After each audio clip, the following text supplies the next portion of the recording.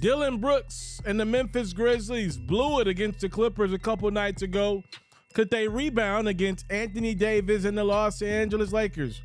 Speaking of rebounds, Anthony Davis was doing a lot of that in this one. AD cleaning up the Dennis Schroeder mess and throwing it down. Now, AD outside, knocking in the three-pointer. Lakers take an early 7-point lead. We showed you some good AD, now some bad AD. For all the Laker Nation, they don't want to see Anthony Davis on the ground for anything. You see David Roddy of the Grizzlies accidentally swings for the ball and hits AD in the nose. He would leave the game, and the Grizzlies would take advantage. Jaren Jackson puts Memphis up by 6. AD would get that nose patched up and come back, which means the Lakers would come back. It's Austin Reeves reversing at the rim. And at halftime, the Lakers, honoring one of their greats, Pau Gasol's jersey, goes in the Raptors right next to his late great friend Kobe Bryant. Third quarter, Dillon Brooks had 13 points. That 3 goes. He did really struggle, though, in the second half of this game. AD did not. His jumper goes. And then how about Troy Brown with the steal and the throw down? Brown puts the Lakers up by 1. Grizzlies ain't done fighting just yet. Desmond Bane also really struggled in his basketball game. Will get a couple layups to go to get a little bit of rhythm. After Roddy miss, is AD getting a little bit of get back? Let me hurry up and dunk for you. Hit me in the nose again. Lakers in the fourth trail by 3.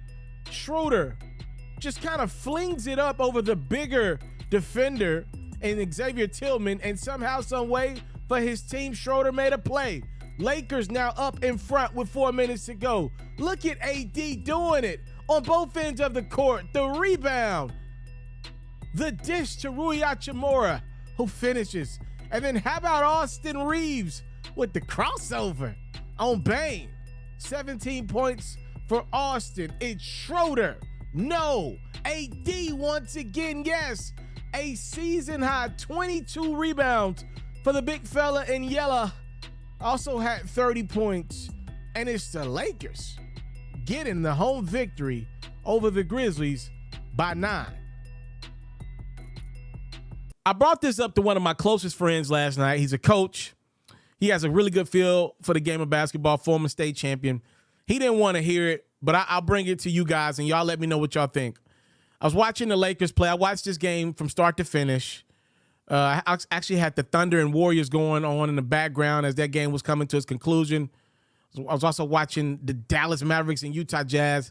But once those games went off, I watched this Lakers game against the Grizzlies from start to finish. And I was noticing something. And it's been a consistent trend. Look, this is my year to investigate Anthony Davis. I think he's one of the best case studies the league has to offer. I'm trying to figure out AD. And, I'm trying to figure out the injuries. I'm trying to figure out the inconsistent play. His highs are so high. His lows are so low. I've been on the job, y'all. I'm a Detective FERRO this year. And I got to be honest with you.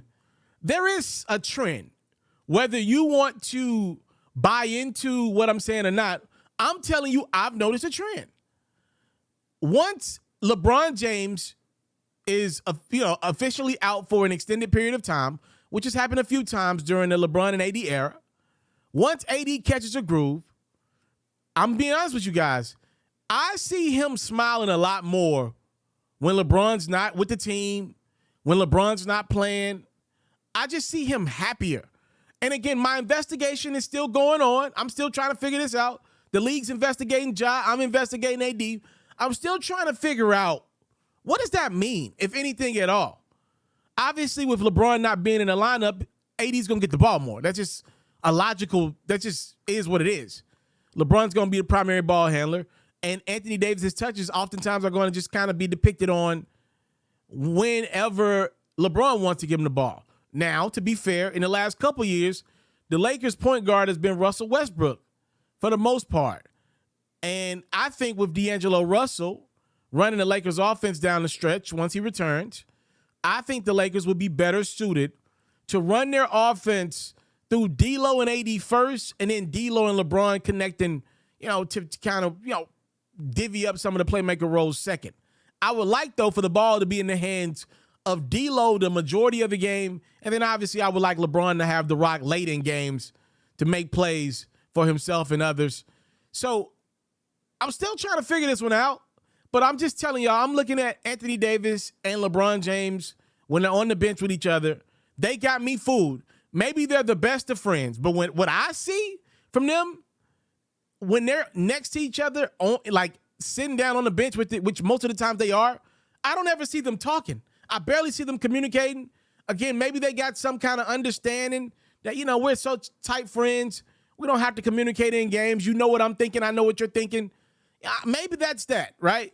I don't see them cheer for each other's baskets. Matter of fact, it was so crazy. As LeBron breaks Kareem's record a couple weeks ago, we didn't even see Anthony Davis move on the bench as LeBron broke the record. He said it was because, you know, he wasn't playing the best in that game and the Lakers were losing as a team. I just thought that was odd. Your man's breaks the biggest scoring record, the biggest record and the NBA has from a regular season perspective, and you make no movement at all as your entire rest of your team is up celebrating? I don't know. I'm looking at the LeBron AD body language, and I'm looking at how well AD is playing right now. And I do think I can conclude part of this by saying AD is just one of those guys that needs the basketball pretty much every time down to be the best version of himself. Giannis doesn't need the ball every time down. Every time he gets it, he's going to be effective. Joel Embiid doesn't need the ball every time down. Every time he gets it, he's going to be effective. But guys like Jokic and Anthony Davis, they need the rock a lot.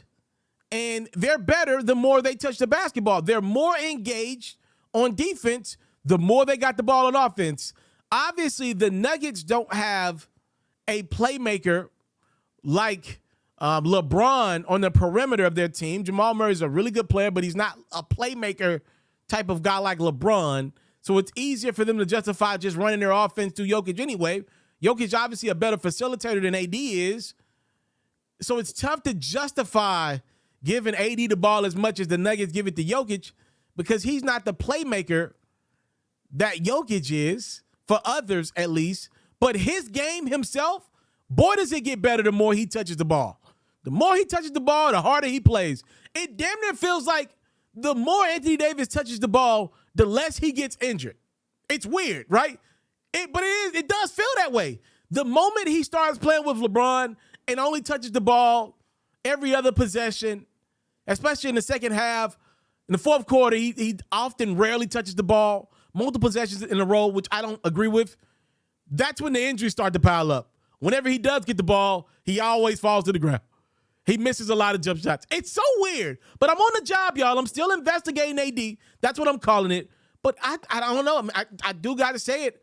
To me, oftentimes it does feel like Anthony Davis plays a more excited brand of basketball when LeBron James is not there.